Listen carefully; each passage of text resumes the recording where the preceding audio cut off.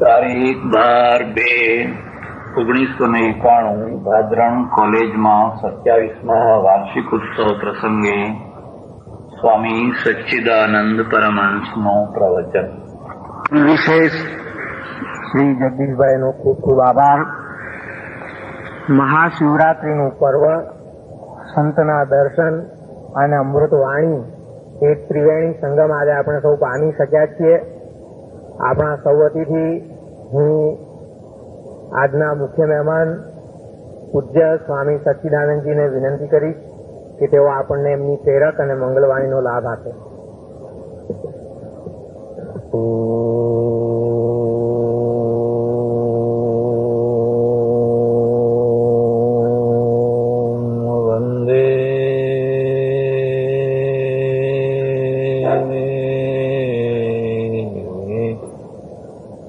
શિવમ શંકરમ. આજની સભાના પ્રમુખ સ્થાને બિરાજેલા ભાદરણ કેળવણી મંડળના પ્રમુખ શ્રી ભાઈ શ્રી રમણભાઈ, અતિથિ વિશેષ શ્રી જગદીશભાઈ, આ શાળાના આચાર્ય શ્રી અને બીજા એમના સહયોગી ઉપાચાર્ય શ્રીઓ, મંચ ઉપર બિરાજેલા વિશિષ્ટ મહાનુભાવો, સજ્જનો, બહેનો અને વિદ્યાર્થી ભાઈ બહેનો, ત્રણ શબ્દોને યાદ રાખજો: સાધના, આરાધના અને ઉપાસના. આ ત્રણેય લગભગ પર્યાય શબ્દો છે. લગભગ પર્યાય હોવા છતાં પણ પ્રત્યેકની પોતાની આગવી એક વિશિષ્ટ શક્તિ છે. મારી સમજણ પ્રમાણે સાધનાનો અર્થ થાય છે જે શક્તિ આપે એ સાધના, જે કરવાથી વ્યક્તિ, સમાજ, પ્રજા, રાષ્ટ્ર શક્તિશાળી બને, એ બધા કાર્યોનું નામ સાધના છે. આરાધના શું છે? જેનાથી તમારી માનસિક સ્થિતિ વ્યવસ્થિત થાય, એ આરાધના છે. ઉપાસના શું છે? જેનાથી તમને ઈશ્વરનું સામિપ્ય અનુભવાય, એ ઉપાસના છે. ફરીથી આ ત્રણ બાબતને જરા રિપીટ કરીશ. સાધનાના દ્વારા શક્તિની પ્રાપ્તિ, આરાધનાના દ્વારા સુખની પ્રાપ્તિ અને ઉપાસનાના દ્વારા શાંતિની પ્રાપ્તિ. શાંતિનું મૂળ સુખ છે અને સુખનું મૂળ શક્તિ છે.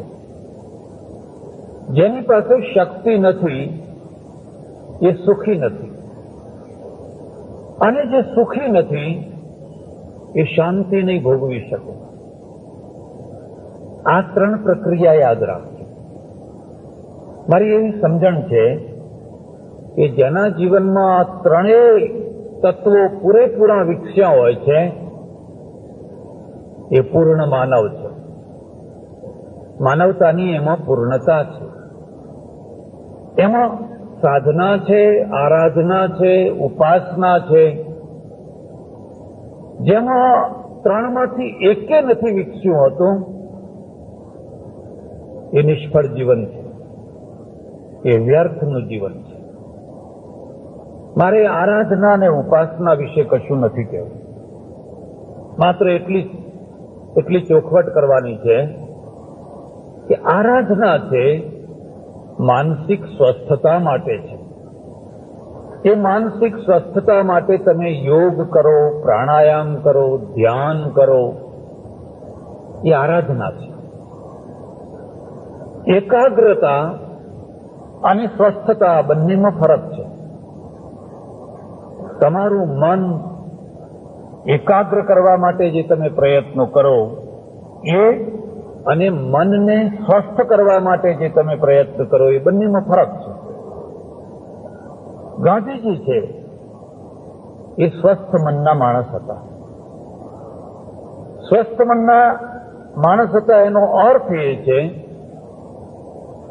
કે જુદા જુદા પ્રસંગોમાં વિચલિત નતા થતા. મનુબેને એક જગ્યાએ લખ્યું છે, કોઈ એક જગ્યાએ અમે હતા અને ગોરા ડીએસપી નો ફોન આવ્યો, મિસ્ટર ગાંધી તમને એરેસ્ટ કરવાના છે, હું અડધા કલાકમાં આવું છું. ગાંધીજીએ કહ્યું ખુશીથી આવો, હું તૈયાર છું. આશ્રમવાસીઓને કહ્યું ડીએસપી મને એરેસ્ટ કરવા આવે છે, મારી જે જોઈતી વસ્તુઓ હોય એ તૈયાર કરો, હજુ અડધો કલાક વાર છે એટલે હું 20 મિનિટ ઊંઘી લઉં. મનુબેન લખે છે એ પછી તરત જ ગાંધીજી ઘસઘસાટ ઊંઘી ગયા. બરાબર 20 મિનિટ પૂરી થઈ, પોતાની મેળે જાગ્યા, મોઢું ધોયું, હાથ પગ ધોયા. 30મી મિનિટે ડીએસપી આવ્યા અને કહ્યું હું તૈયાર છું. આ મનની સ્વસ્થતા છે. ગાંધીજીએ મન એકાગ્ર કર્યું કે નહીં એની મને ખબર નથી. એ કેટલો ટાઈમ સમાધિમાં બેસતા, કેટલો ટાઈમ પ્રાણાયામ કરતા એની મને ખબર નથી, પણ ગાંધીજીએ મન સ્વસ્થ કર્યું હતું એની મને ખબર છે. તમે જો ભગવદ્ ગીતા તરફ ધ્યાન આપશો તો એમણે સ્થિત પ્રજ્ઞ ઉપર ભાર મૂક્યો છે. સ્થિત પ્રજ્ઞસ્ય કા ભાષા, અને એની વ્યાખ્યા કરતા લખ્યું છે દુઃખે સ્વનુદ્વિગ્ન મનાહ સુખેશ વિગત સ્પૃહ વીત રાગ ભય ક્રોધ સ્થિતધીર મુનિરુચ્યતે. અર્જુન, દુઃખે સ્વનુદ્વિગ્ન મનાહ, એ દુઃખ આવી પડે ત્યારે જેનું મન ઉદ્વિગ્ન નથી થતું. સુખેશ વિગત સ્પૃહ, જ્યારે સુખોનો ઢગલો થાય ત્યારે જે સ્પૃહા નથી કરતો, એવો જે વીત રાગ ભય ક્રોધ સ્થિતધીર મુનિરુચ્યતે, મુનિ છે. દાઢી વધારી હોય તો મુનિ છે, અને ના વધારી હોય તો મુનિ છે. ભગવા વસ્ત્રો પહેર્યા હોય તો મુનિ છે, અને પાટલું પહેર્યું હોય તો મુનિ છે. ગીતાની એક ખાસ વિશેષતા તમે જોજો, જ્યારે ભક્તના, યોગીના, કર્મયોગીના, જ્ઞાનીના કોઈને પણ લક્ષણ બતાવે છે ને ત્યારે ગુણલક્ષી લક્ષણ બતાવે છે. ગીતા કદી પણ વેશલક્ષી, વર્ણલક્ષી લક્ષણ નથી બતાવતી, માત્ર ગુણલક્ષી બતાવે છે. આવો જે હોય એ યોગી, આવો જે હોય એ જ્ઞાની. એટલે આરાધનાનો અર્થ શું છે? આરાધનાનો અર્થ છે મનની સ્વસ્થતા, અને આ જીવનની એક બહુ મોટામાં મોટી સાધના છે. તમે ગરીબ હો કે પૈસાદાર હો, તમે મોટા પ્રોફેસર હો કે એક અજ્ઞાની માણસ હો, મનની અસ્વસ્થતાના કારણો સૌના માટે એક સરખા રહેતા હોય છે. મનની અસ્વસ્થતા નજીકના માણસોથી થતી હોય છે. નજીકના માણસો, પ્રિન્સિપાલ સાહેબને પૂછી જુઓ, તમારો સ્ટાફ તમને સ્વસ્થ રહેવા દે છે કે અસ્વસ્થ કરી નાખે છે? કોઈ ઘરવાળાને પૂછી જુઓ, તમારા બાળકો, તમારી પત્ની, તમારા પતિ, તમારી દેરાણીઓ, તમારી જેઠાણીઓ, તમારી સાસુઓ તમને સ્વસ્થ રહેવા દે છે કે અસ્વસ્થ કરી નાખે છે?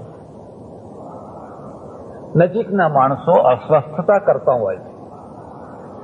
આર્થિક કારણસર જે અસ્વસ્થતા થઈ હોય ને એનું સમાધાન અઘરું નથી.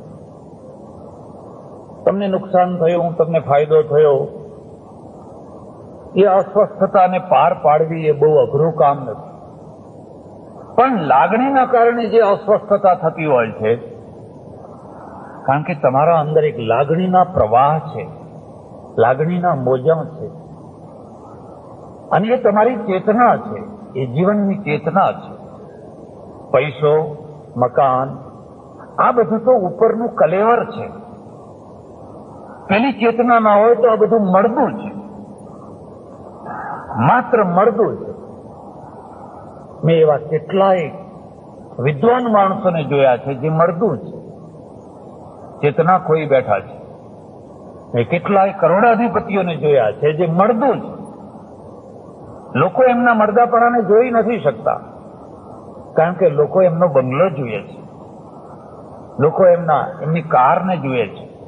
અંદરની ચેતના મરી ચૂકી છે, અને મરી ચૂકી છે ને એટલે એ મળદું છે. મરીને મળદું થવું ને એ કોઈ દુઃખનો વિષય નથી, પણ જીવતા જીવતા મળદું થવું ને એનાથી મોટી કોઈ વેદના નથી, એનાથી મોટી કોઈ પીડા નથી. અને એમાંથી પાર ઉતરવું એનાથી મોટી કોઈ આરાધના નથી. આ શક્ય છે, અશક્ય નથી. આ શક્ય છે, અશક્ય નથી. આટલી મારે જરા સ્પષ્ટતા કરવાની હતી. માનસિક સ્વસ્થતા, એના માટેના ઉપાયો એ આરાધના છે. કેટલીક વાર એવું બને કે તમે સાધના ના કરતા હો, આરાધના ના કરતા હો, માત્ર ઉપાસના કરતા હો, અને માત્ર ઉપાસનાના કારણે તમને ઈશ્વરનું સામીપ્ય તો અનુભવાય. ઈશ્વરનું સામીપ્ય અનુભવીને પણ તમે સુખી ના હો, તમે શક્તિશાળી ના હો.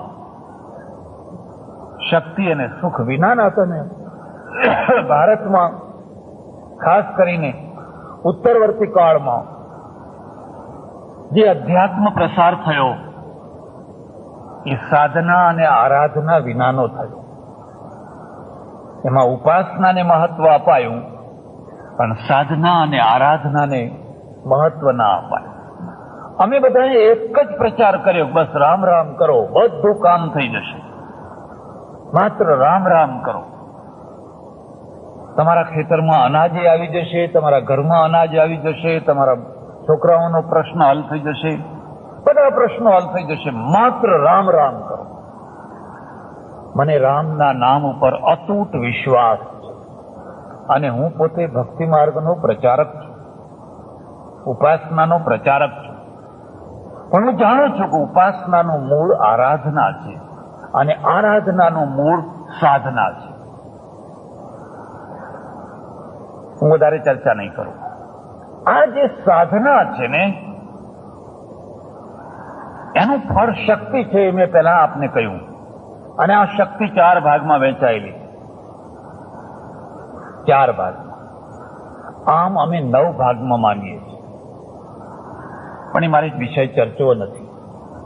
અમારે ત્યાં હિન્દુઇઝમ 2 ભાગમાં વહેંચાયેલું છે. એના 2 સિક્કા છે, એટલે એને સમજવું બહુ અઘરું છે. ઇસ્લામને સમજવું બહુ સરળ છે. અલ્લાહ એટલે અલ્લાહ, એક જ અલ્લાહ. જે છે એ એક વાત છે, સ્પષ્ટ વાત. ક્રિશ્ચિયાનિટીને સમજવી પણ સરળ છે. હિન્દુઇઝમને સમજવું બહુ અઘરું છે. જૈનિઝમને સમજવું પણ સરળ છે. ભલે તમે એને આચરી શકો કે ના આચરી શકો એ અલગ વાત છે, તમે વિકલ્પ નથી. હિન્દુઇઝમમાં એક બ્રહ્મ છે, અખંડ સચ્ચિદાનંદ ઘન બ્રહ્મ, એક પરમાત્મા. આ સિક્કાની એક બાજુ થઈ. પછી બીજી બાજુ થઈ બ્રહ્મા, વિષ્ણુ, મહેશ. તરત જ 3 દેવો આવી ગયા, અને 3 પાછા પરણેલા, એકે કુંવારા નહીં. એકને સાવિત્રી, એકને લક્ષ્મી, અને એકને પાર્વતી. 3 પરણેલા. એક જૈન સજ્જને મને પૂછ્યું, મને કે આ તમારા ભગવાને પરણે છે? મેં કહ્યું કેમ, તમને શું વાંધો છે? નાના કે ભગવાનને તો વળી પરણાતું હશે. કેમ ના પરણાય? કારણ કે સ્ત્રી બંધનનું કારણ છે, અને સ્ત્રીના બંધનમાં જે પડ્યો હોય એ ભગવાન હોય જ નહીં. આવી એક આપણે વ્યાખ્યા કરી. જ્યાં હિન્દુઇઝમનો બીજો ભાગ છે ને, એમ કે છે શક્તિ વિનાનો શિવ એ મળદું. શિવ ઈ કાઢી નાખો એટલે શવ મળતું છે.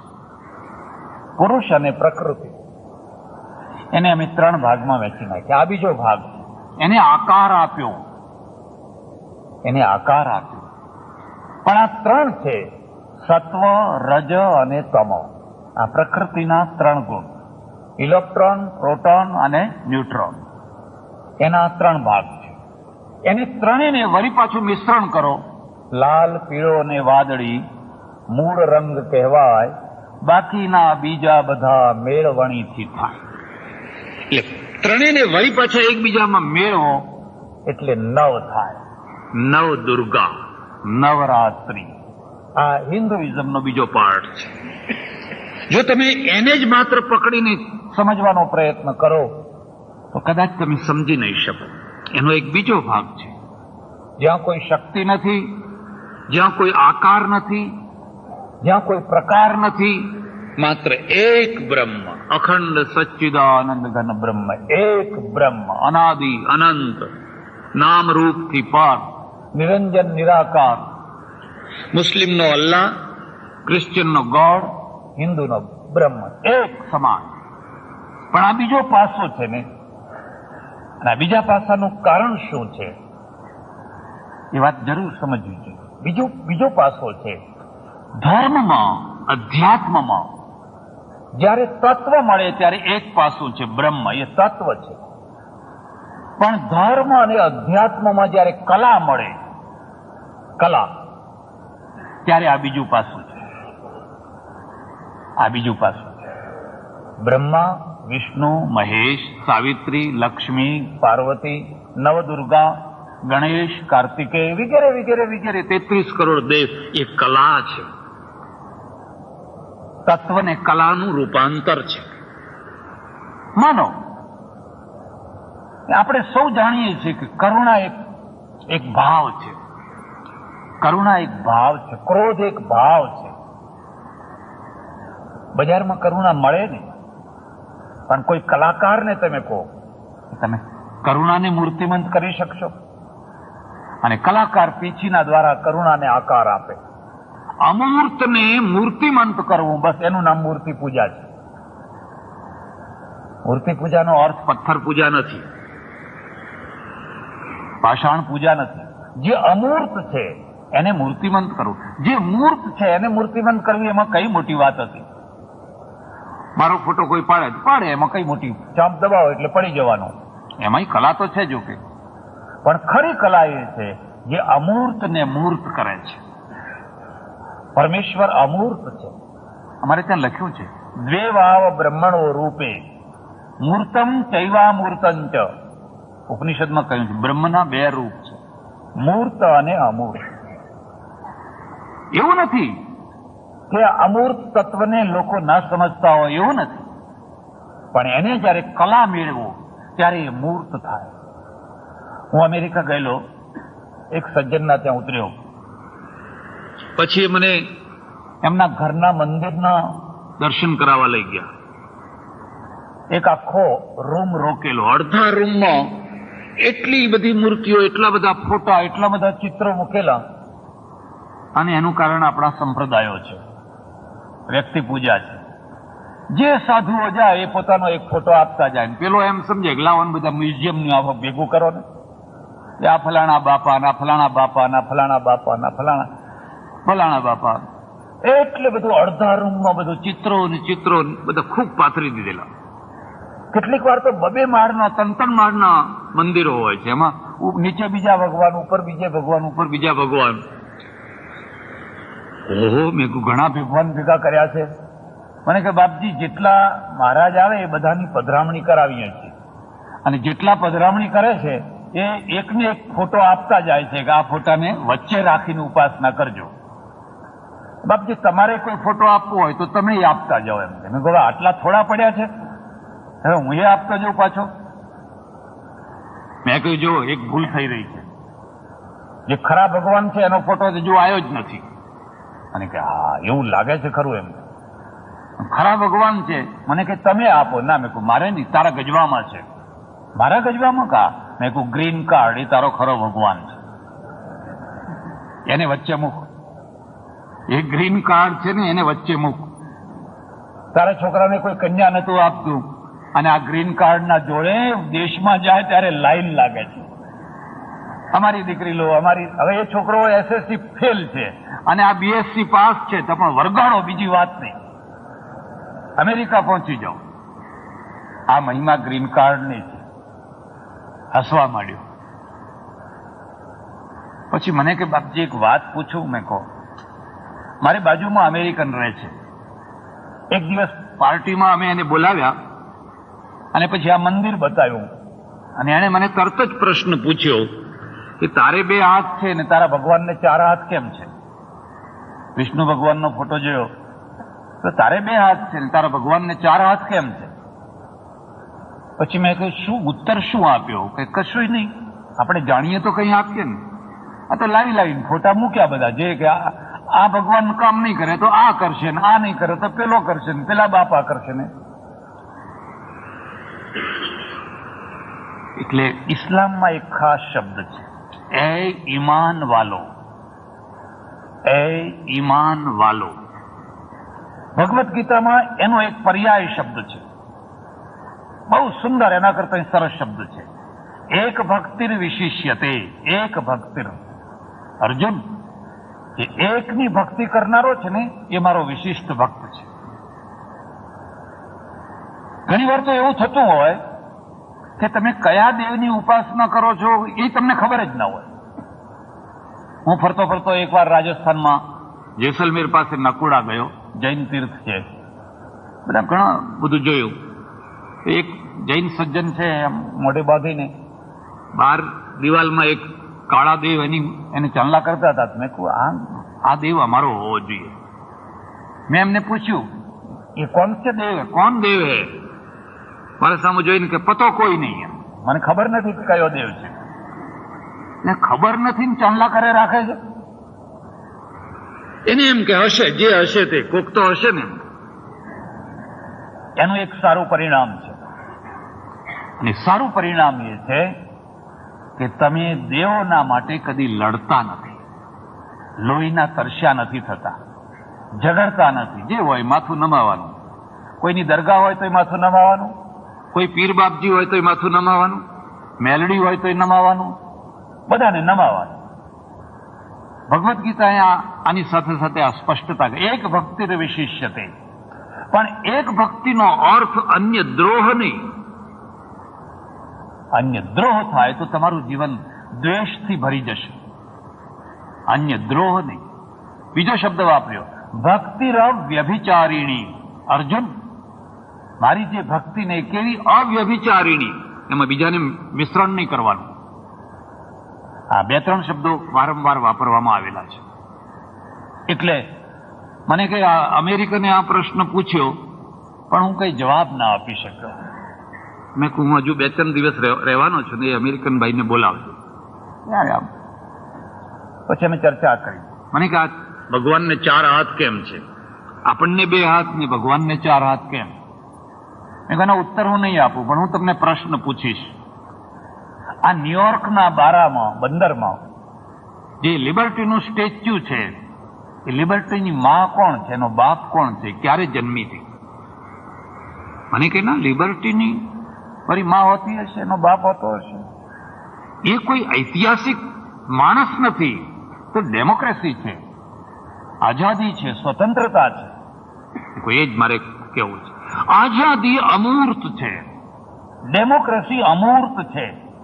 તમે બજારમાં જઈને કોઈ દુકાનવાળાને કહો કે જરા એક શેર ડેમોક્રેસી આપજો જરા, કારણ કે અમૂર્ત છે. ફ્રાન્સના કલાકારે એને મૂર્તિનું રૂપ આપ્યું. કલાકારનો અર્થ જ છે જે અમૂર્તને મૂર્ત બનાવે એ કલાકાર છે. એ ડેમોક્રેસીને હાથમાં મશાલ વગેરે લઈને એને મૂર્ત રૂપ આપ્યું. મેં કહ્યું મારા સોમપુરા સલાટે જો આ મૂર્તિ બનાવી હોત તો આટલી અધૂરી ના બનાવી હોત. તો ચમક્યો મને કે અધૂરી? મેં કહું હા. તમે એને 2 હાથ આપ્યા, અમે એને 8 હાથ આપ્યા હોત, 4 હાથ આપ્યા હોત, 12 હાથ આપ્યા હોત, એક વાહન આપી દીધું હોત. ડેમોક્રેસીની જે એક્ટિવિટી છે, લિબર્ટીની જે એક્ટિવિટી છે, એને પ્રગટ કરનારો એક એક હાથ આપ્યો હોત. એકમાં મશાલ, એકમાં બંધારણ, એકમાં તલવાર, એકમાં ફલાણું, એકમાં ફલાણું, એ ફલાણું. આ જે હાથ છે ને એ એની એક્ટિવિટીને બતાવવા માટેના છે, અને આ જે વાહન છે એ એની ગતિને બતાવવા માટે છે. પછી મેં આખા વિષ્ણુનું વર્ણન કર્યું કે ગરુડ કેમ છે, અને તમને નવાઈ લાગશે તો હું તો ઘણી વાર પૂછું, તમે કોઈ દિવસ તો તમારા ધર્મની જિજ્ઞાસા કરો. ભગવાને પોતાના માટે ગરુડનું વાહન રાખ્યું અને લક્ષ્મીજીને ઘુવડનું વાહન આપ્યું. હવે લક્ષ્મીજી રિસાયા વિના રહે ખરી? તમારી લક્ષ્મીજીને આપી જોજો ખરા. તમે સરસ મજાની કોઈ મર્સિડીઝ કે એવી સારામાં સારી ગાડી લાવો અને તમારી શ્રીમતી માટે પેલો એક ટેમ્પો બજારમાં ચાલતો હોય ને ખડખાડ ખડખાડ ખડખાડ ખડખાડ ભારખાનીઓ એવું આપો તો તમારી દશા શું થાય? લક્ષ્મીજી કેમ સ્વીકાર કરે? હવે ગરુડ ને ઘુવડ બે એક સાથે ચાલતા હોય તો મેળ પડે ખરો? પેલું દિવસે ચાલે જ નહીં, એને રાત્રે જ ચાલવા જોઈએ. તત્વને કલાને સાથે મૂકી દીધું છે, એટલે તત્વને કલાનો જામો પહેરાયો, એટલે ઘુવડ થયું, એટલે ગરુડ થયો. બસ મારે આટલી જ ચર્ચા કરવાની છે. હિન્દુઇઝમ છે એના બે પાર્ટ છે. એનો એક શુદ્ધ બ્રહ્મ છે, એનું એક કલાત્મક રૂપ છે. અને આ જે કલાત્મક રૂપ છે એ વ્યાખ્યાય છે. કોઈ એની વ્યાખ્યા કરે, કોઈ એના એક એક ભાગને સમજાવે, તમે આફરીન થઈ જાઓ. મેં એના પાસે કલાક સુધી બેસીને સમજાવ્યું કે આ શંખ શું છે, ગદા શું છે, ચક્ર શું છે, કમળ શું છે, લક્ષ્મી શું છે, ગરુડ શું છે, ઉલ્લુ શું છે. અને એ કહે છે ઓહો વન્ડરફુલ, હિન્દુઇઝમ ઇઝ વન્ડરફુલ. મેં કહ્યું ભાઈ બધું ખરું છે, પણ અમે જ નથી જાણતા. અમે જ બધા બ્લાઇન્ડ છીએ, અમે જ બધા આંધળા છીએ, એટલે અમે અમારા ઘરને નથી સમજી શકતા. એટલે સાધના છે એની નવ શક્તિઓ, એટલે નવ દુર્ગા. શિવરાત્રીની એક રાત્રિ, શિવને પ્રસન્ન કરવા હોય એક રાત્રિ ઘણી થઈ ગઈ. એક રાત્રિ ઉપાસના કરો શિવ ભોળા, પણ શક્તિને પ્રસન્ન કરવી હોય નવરાત્રિ. જલ્દી પ્રસન્ન ના થાય. નવરાત્રિ હું એને 4 ભાગમાં વહેંચું છું. 4 ભાગમાં. આ ચાર શક્તિઓ યાદ રાખજો. પહેલી જે શક્તિ છે ને એ જનશક્તિ છે. બીજી શક્તિ છે એ ધન શક્તિ છે. ત્રીજી શક્તિ છે એ શસ્ત્ર શક્તિ છે.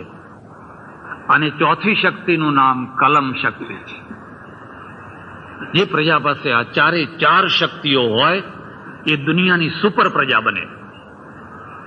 જેની પાસે આ 4માંથી એકે શક્તિ ન હોય એ ભિખારી બને, એ ગુલામ બને, એ લાચાર બને. આ 4 શક્તિઓ છે. પહેલામાં પહેલી શક્તિનું નામ જનશક્તિ છે. તમારી જનતા એક છે, સંગઠન છે, ટોળું નહીં. ટોળું અલગ, સંગઠન અલગ. મેળામાં ટોળું હોય છે અને એટલે જ ત્યાં કચરાઈને માણસો મરી જતા હોય છે. કુંભ મેળામાં તમે જુઓ તો કેટલી વાર કેટલાય માણસો મરી ગયા, કારણ કે મેળો એ ટોળું છે. પણ મિલિટરીમાં પોતાના પગ નીચે કચરાઈને મિલિટરીનો સૈનિક નહીં મરે, કારણ કે એમાં સંગઠન છે, એક નિયમ છે, એક વ્યવસ્થા છે. એનો કેપ્ટન એમ કે આગે જાઓ એટલે પછી પેલા આમ તેમ કરતા કરતા જાય ને હોલ્ટ કે એટલે એક સાથે બધા ઉભા રહે, આમ ખેતરના ચાસની માપ. અને એમાં કોઈ સિપાઈ દોડાયો એવું ના કહી શકે સાહેબ પેલા છાયા નીચે ઉભા રાખો ને અહીં શું કામ હોલ્ટ કહો છો, એવું ના બોલી શકે, કારણ કે એ સંઘ છે. પાછો વળ એમ કે એટલે એને ફટ દઈને પાછા જ વળવાનું. એમ ના કહી શકે હમણાં નહીં, જરા આગળ જઈને વળવા દો ને. કઈ ટોળું નથી, એ સંઘ છે. એનું નામ જનશક્તિ છે. ભારતનું સૌથી મોટામાં મોટું દુર્ભાગ્ય એની પાસે જનતા છે પણ જનશક્તિ નથી, ટોળા છે. કદી એક રૂપ થઈને એક શક્તિના રૂપમાં એ અડીખમ પ્રજા તરીકે ઉભી રહી હોય એવું ભાગ્ય જ જોવા મળશે.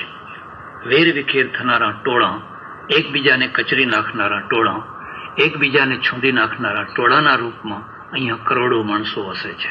એનું જે પ્રેરક બળ ધર્મ, એ ધર્મ એમાં નિમિત્ત નથી થઈ શક્યો.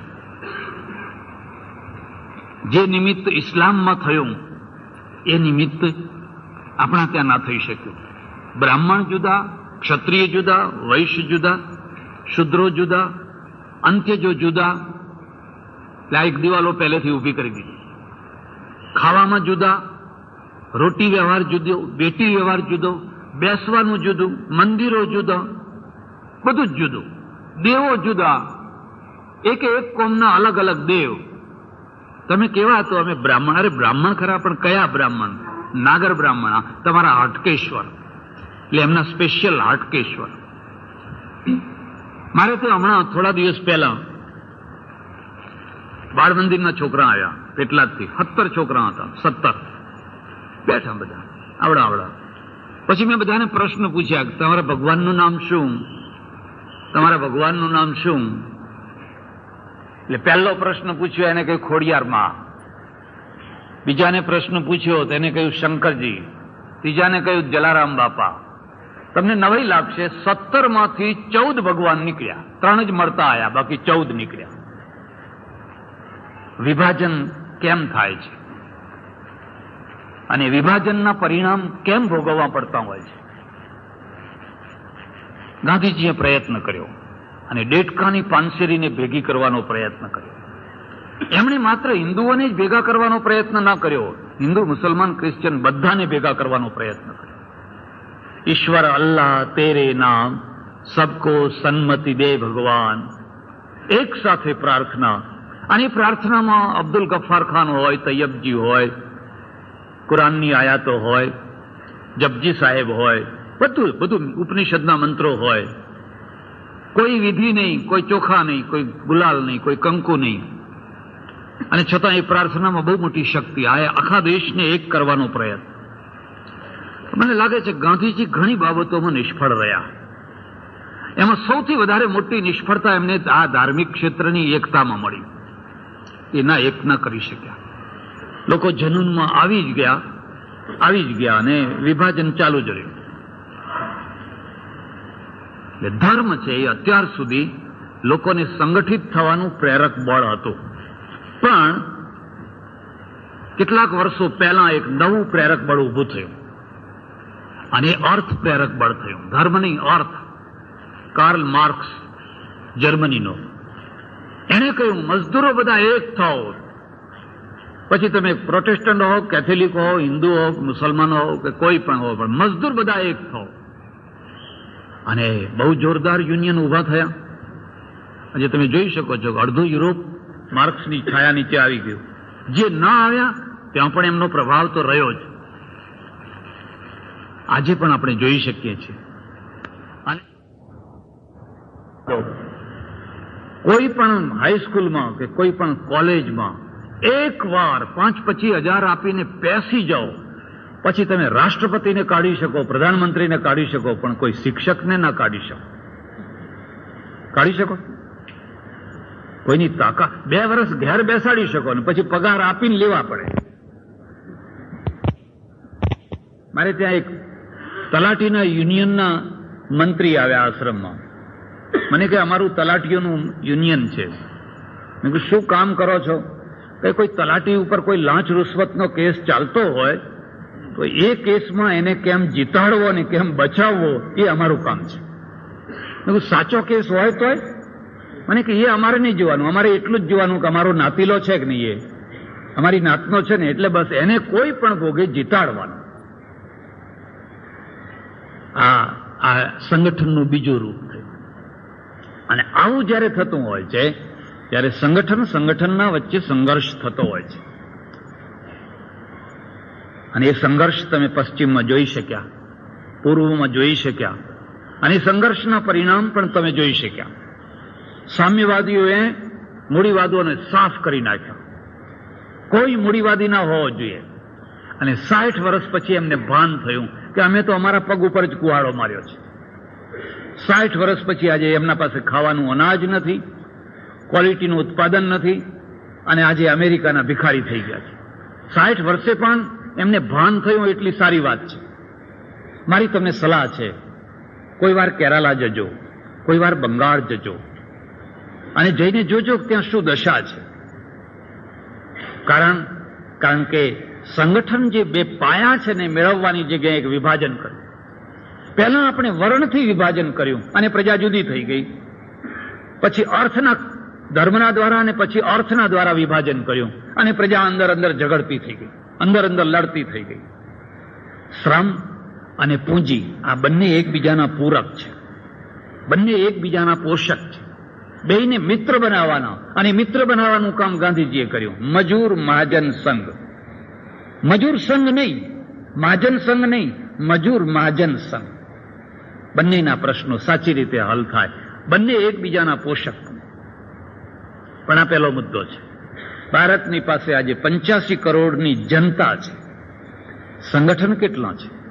અહીંયા 300 ઉપર તો રાજકીય પાર્ટીઓ છે. ચૂંટણી આવે ત્યારે 300 ઉપરની રાજકીય પાર્ટીઓ છે. અપક્ષોની તો લાઈન જ જુદી. આંધ્રમાં એક બુલેટ પેપર એવું હતું કે જેમાં 265 ઉમેદવારો હતા, 265, અને 20,000 ધર્મો છે, 20,000 સંપ્રદાયો છે અને 20,000 જ્ઞાતિઓ છે. આ બધામાં આ દેશ વહેંચાયેલો છે ને એવો કટ્ટર રીતે વહેંચાયેલો છે. એની જનશક્તિ ના રહી એટલે એ ગુલામ છે. બીજું, ધનશક્તિ. યહૂદીઓ પાસે પૈસો છે, મુઠ્ઠીભર. અમેરિકામાં મુઠ્ઠીભર યહૂદીઓ છે, પણ અમેરિકાનું નાક યહૂદીઓની પાસે છે, કારણ કે એમની પાસે પૈસો છે. આપણા ત્યાં બે પીરિયડ છે, એક વૈદિક પીરિયડ અને એક શ્રમણ પીરિયડ. તમે વૈદિક પીરિયડમાં જોશો તો ધનનો દ્રોહ નથી, ધનનો સ્વીકાર છે. ભૂત્યેય ન પ્રમદિતવ્યમ, તું 2 પૈસા કમાવામાં પ્રમાદ ન કરીશ, કમાજે. દેવ કાર્યે ન પ્રમદિતવ્યમ, પિતૃ કાર્યે ન પ્રમદિતવ્યમ. તું પ્રમાદ ના કરીશ, પ્રમાદ ના કરીશ, પ્રમાદ ના કરીશ. ઋષિ પેલા ગુરુકુળમાંથી વિદાય થતા વિદ્યાર્થીને આ શિખામણ આપે છે. હું તમને શું વાત કરું, આખા વૈદિક પીરિયડમાં ક્યાંય સાધુ જ નથી, ઋષિ છે, ક્યાંય સાધુ જ નથી. શ્રમણ પીરિયડમાં સાધુઓ થયા અને ઋષિ છે એ પેલા વિદ્યાર્થીને કહે છે, તું ઘેર જા, પ્રજાતંતુમાં વ્યવચ્છેદસી, અને પ્રજાના તાંતણાને તોડીશ નહીં, પ્રજાના તાંતણાને ચાલુ રાખજે. આ અભિગમ. પછી શ્રમણ પીરિયડ આવ્યો. શ્રમણ પીરિયડ નકારાત્મક આવ્યો. એને કહ્યું આ પૈસો પાપ છે, સ્ત્રી પાપ છે, છોકરા પાપ છે, આ બધાથી છૂટો, આ બધાનો ત્યાગ કરો, આ બધાથી ભાગો અને આત્માનો મોક્ષ મેળવી લો. અને જે લોકો ભાગ્યા એ મહાન થયા, એ મહાન થયા. બુદ્ધે યશોધરાનો ત્યાગ કર્યો. ભર ઊંઘમાં જુવાન પત્ની સુતેલી છે, નાનો રાહુલ સુતેલો છે. અડધી રાત્રે કોઈને કશું કહ્યા વિના બુદ્ધ ચૂપચાપ નીકળી ગયા. મહાન થયા, ભગવાન થયા. પણ જરા ઉથલાવીને વિચાર કરો, કોઈએ યશોધરાનો પક્ષ લીધો? આવી જ રીતે ભર ઊંઘમાં સુતેલા બુદ્ધને છોડીને યશોધરા ભાગી હોત તો, એને વૈરાગ્ય થયો હોત તો, બુદ્ધને અને રાહુલને છોડીને યશોધરા ભાગી હોત તો. કારણ કે સ્ત્રીનો ત્યાગ કરી શકાય, પુરુષનો ત્યાગ ના કરાય. સ્ત્રી ત્યજવા જેવી વસ્તુ છે. આ શ્રમણ પીરિયડ છે, વૈદિક પીરિયડમાં નહીં. વૈદિક પીરિયડમાં કોઈ ઋષિ સ્ત્રીનો ત્યાગ નથી કરતા. ગૌતમ ઋષિએ અહલ્યાનો ત્યાગ કર્યો એની ભૂલના કારણે, એના સ્ખલનના કારણે. વર્ષો સુધી એ શિલા થઈને રહી.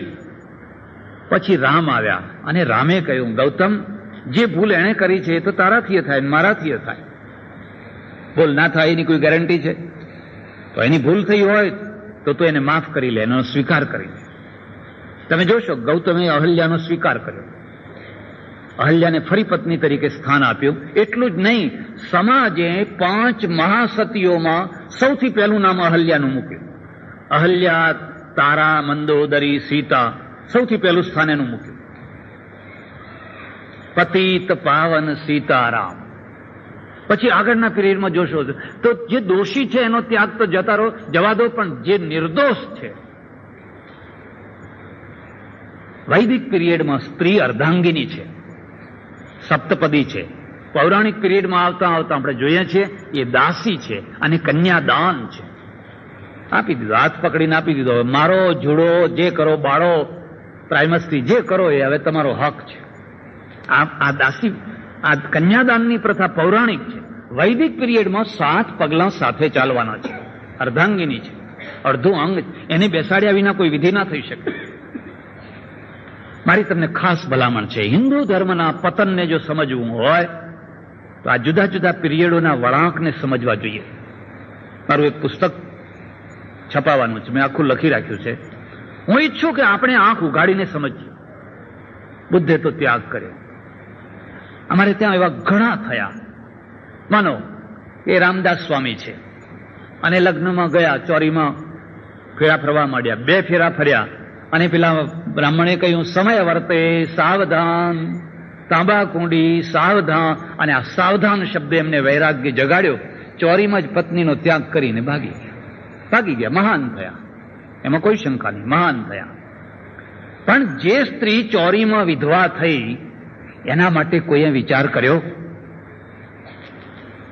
જો યુદ્ધમાંથી અર્જુન ભાગી ના શકે તો લગ્ન મંડપમાં પહોંચેલો એક વરરાજા ભાગે, એના પક્ષે ગમે એટલું જમા પાસું હોય પણ સામે એક બીજા પ્રાણીનો એમાં જીવન સંકળાયેલું છે. એવી બ્રાહ્મણની દીકરી છે, એનું બીજું લગ્ન તો થવાનું નથી. પણ જરા ઉથલાવી નાખો આ વાતને.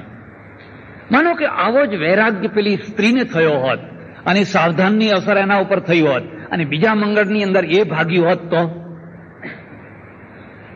મારે આવું લગ્ન નથી કરવું એમ કરીને બીજા લગ્નમાં એ ભાગી હોત તો લોકોએ એનો ટાંટિયા તોડી નાખ્યા હોત. એના મા બાપે કહ્યું હોય કે અમારું કુળ ડૂબાવા બેસી છે, અહીં 71 પેઢી તરે છો, આ બાજુ 71 પેઢી તરે છે ને અહીંયા કુળ ડૂબે છે. આ શ્રવણ પિરિયડ છે. શ્રવણ પિરિયડે ભાર મૂક્યો આત્માના કલ્યાણ માટે કાંચન અને કામિનીનો ત્યાગ જરૂરી છે. જે આ બેયનો ત્યાગ કરે એ જ આત્માનો ઉદ્ધાર કરી શકે, એ જ મોક્ષનો અધિકારી થઈ શકે. અને જીવન આખું નેગ્લેક્ટ થઈ ગયું. સુખના પ્રત્યે ઘૃણા, ઐશ્વર્યના પ્રત્યે ઘૃણા, બધાના પ્રત્યે ઘૃણા, જાણી કરીને શરીરને દુઃખી કરવું, જાણી કરીને ત્રાસ ભોગવવો, આ બીજો પિરિયડ છે. એટલે ધન શક્તિ છે. તમે વૈદિક પિરિયડમાં જુઓ તો વેદનો ઋષિ વારંવાર લખે છે, યવાશ્ચમે, ગોધુમાશ્ચમે, માસુરાશ્ચમે. મારા ખેતરની અંદર ખૂબ ઘઉં પેદા થાય, ખૂબ જવ પેદા થાય. મારું રાષ્ટ્ર સ્વસ્તિ સામ્રાજ્યમ ભૌજ્યમ, ધનધાન્યથી ભરપૂર મારું રાષ્ટ્ર હોય. અમે કોઈ ભિખારી ના હોઈએ. 100 વર્ષ સુધી જે શતમ જીવેમ શરદઃ, ઐશ્વર્યનો સ્વીકાર છે. પણ પછી કાલ મરી જવાનું છે, કાંઈ ભેગું આવવાનું નથી, કાંઈ ભેગું. અને ભેગું નથી આવવાનું એટલે જીવો છો તમે, તો હવે વહેલા મરી જાઓ ને. ભેગું નથી આવતું એ જ સારું છે. જો ભેગું લઈ જવાની છૂટ આપવામાં આવે તો મરતા માણસના ઉપર એમના સગા છોકરાઓ ચોકી મૂકી દે, જોયો હવે આ જવાના છે, કંઈક લેતા ના જાય, તિજોરીની ચાવીઓ લેજો, ને તો આ કંઈક ને કંઈક લેતા જશે. એ નથી આવતું એટલે તો લોકો શાંતિથી મરવા દે છે. પણ આખો નેગ્લેક્ટ કરી નાખ્યો, કંઈ ભેગું નહીં આવે. અરે મોટો ત્યાગ તો એ છે કે હું મરતી વખતે કહું મારું જે છે એ તમે બધા ભોગવજો, હું તમને આપીને જવા માંગુ છું. એમાંથી સ્કોલરશીપ આપજો કોઈને, એમાંથી પાઠશાળા બનાવજો, એમાંથી સ્કૂલને આપજો, એમાંથી કોઈને પુસ્તકો આપજો, કોઈ વિધવાને આપજો, હું મૂકીને જવા માંગુ છું. આનાથી વધારે કયો મોટો ત્યાગ? પણ એ નહીં, નકારાત્મક જીવન. અને નકારાત્મક જીવનનું પરિણામ એ આવ્યું કે તમે કોઈ સિકંદર ના પેદા કરી શક્યા, કોઈ નેપોલિયન પેદા ના કરી શક્યા, કોઈ વાસ્કો ડી ગામાના પેદા કરી શક્યા, કોઈ કોલંબસના પેદા કરી શક્યા, હિમાલય પાસે હોવા છતાં એડમંડ હિલેરીના પેદા કરી શક્યા. મહત્વાકાંક્ષા શું દાટ્યું છે? મને એક માણસે કહ્યું, મને કે આ રશિયા ચંદ્રલોકમાં પૈસા બગાડે છે, અમેરિકન રશિયા. શું દાટ્યું છે ત્યાં? અંતે તો માટી લઈને આવ્યા ને તો માટી ત્યાં જોઈએ એટલી પડી હતી. હવે એમાં શું? માટું જ લેવું હતું તો માટું તો અહીં ઢગલાબંધ પડ્યું છે. આવી પ્રજા ઉતરેલા કપડાં પહેરનારી પ્રજા બને. આવી પ્રજા ઉતરેલો બટર ઓઇલ કે દૂધનો પાવડર ઘોળીને પીનારી પ્રજા બને. એ સુપર પ્રજા ના થઈ શકે. કારણ કે સુપર પ્રજા કોણ થઈ શકે? જેની મહત્વાકાંક્ષા હોય, જેનામાં સાહસ હોય, જેનામાં આગળ દોડવાની તમન્ના હોય, એ થાય. આ તો મરવા માટે જ જીવી રહી છે. બસ જીવો, જેમ તેમ કરીને જીવો. એટલે બીજી શક્તિ છે, એનું નામ ધન શક્તિ છે. એના ઉપર એક ત્રીજી શક્તિ છે, ધન શક્તિ. એ આશીર્વાદ છે અને એ અભિશાપ પણ છે. આશીર્વાદ એટલા અર્થમાં છે કે તમે સુખી થઈ શકો.